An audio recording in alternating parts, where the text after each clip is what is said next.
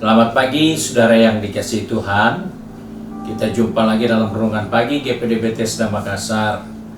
Pagi ini kita akan baca dari Kolose pasal 3 ayat 8 sampai ayat yang ke-9. Firman Tuhan berkata sebagai berikut.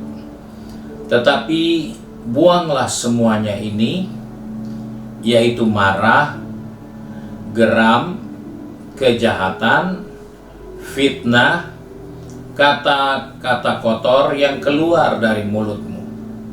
Janganlah kamu saling mendustai, karena kamu telah menanggalkan manusia lama serta kelakuannya.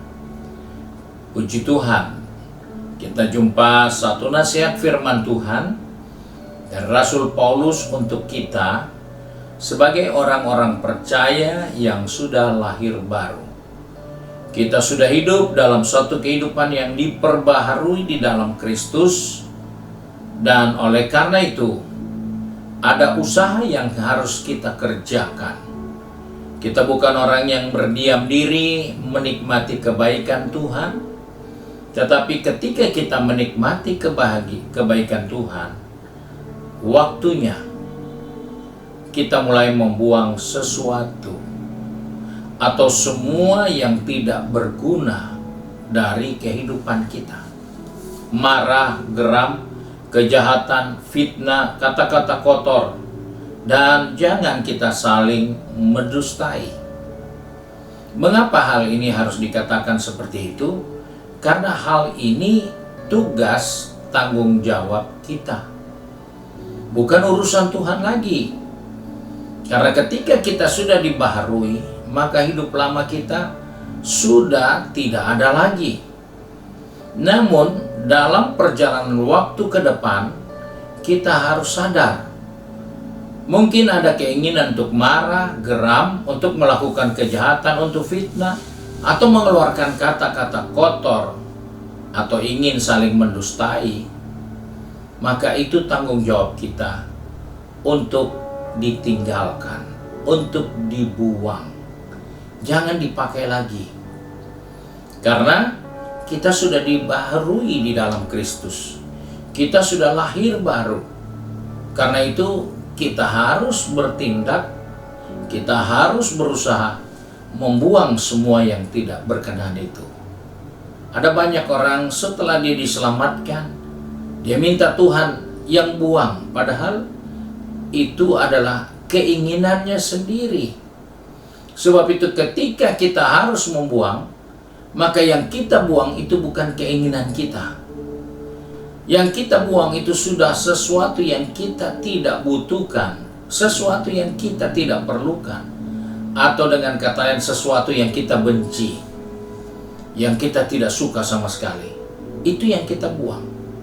Dan itulah yang harus dibuang dari setiap kehidupan orang-orang yang sudah dilahirkan kembali.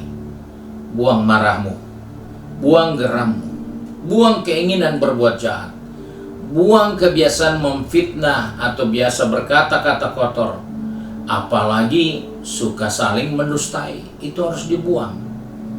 Itu bukan menjadi bahagian hidup kita yang sudah dibaharui, tapi itu menjadi bahagian dari tanggung jawab kita setiap hari.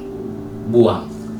Karena tidak mungkin kita buang hari ini, besok sudah selesai. Karena besok bisa saja muncul keinginan yang sama.